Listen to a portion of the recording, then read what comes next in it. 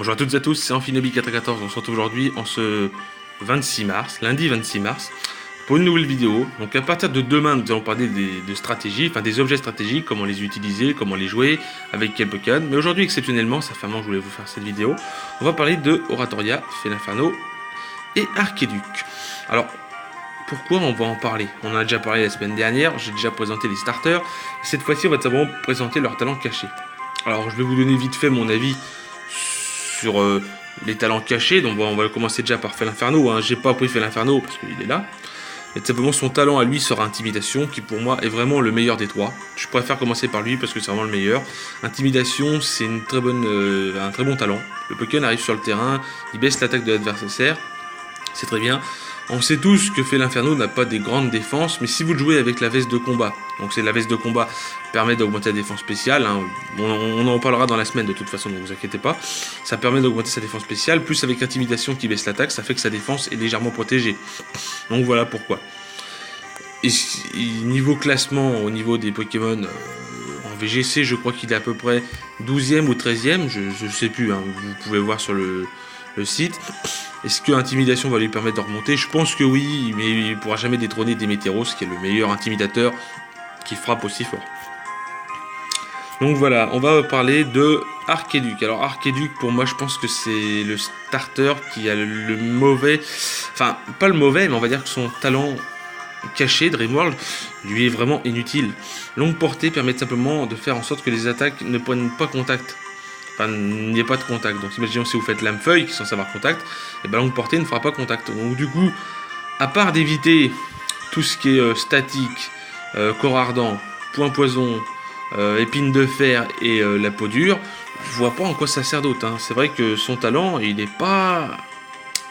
Bah il est bon, mais ça pourrait être mieux.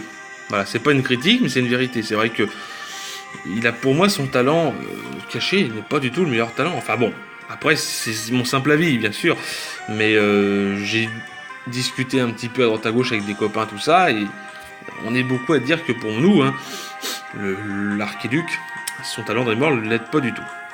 Enfin bon, c'est pas grave. Il est tout de même plus 3 en attaque, donc c'est quand même bon.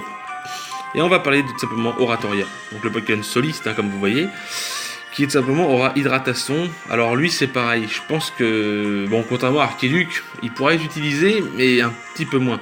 Parce que ça fait que les attaques sonores deviennent de type haut, donc du style mégaphone, écho, chant antique, pas chant antique, écho,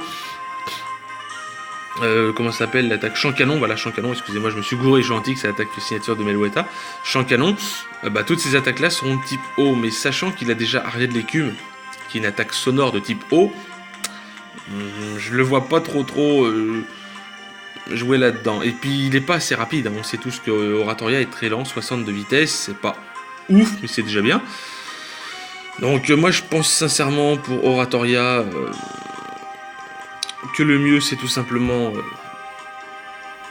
ouais, je pense que pour Oratoria, ainsi qu'Archiduc, hein, comme on peut les voir là, bah, je pense que Engrais et Torrent leur sont d'une grande utilité à ce moment-là. Alors Torrent et Engrais, on sait ce que ça fait, hein, ça booste les attaques plantes pour Archiduc avec Torrent, et Torrent booste les attaques haut pour Oratoria en cas de difficulté, sachant que ils n'ont pas des grandes vitesses, hein. Archiduc a 70 en vitesse et Oratoria a 60 en vitesse. Je pense que longue portée peut être bien, comme j'ai expliqué pour tout à l'heure, pour éviter tout ce qui est dans l'aventure, ça peut être bien, je pense. En stratégie, je pense pas. Je pense que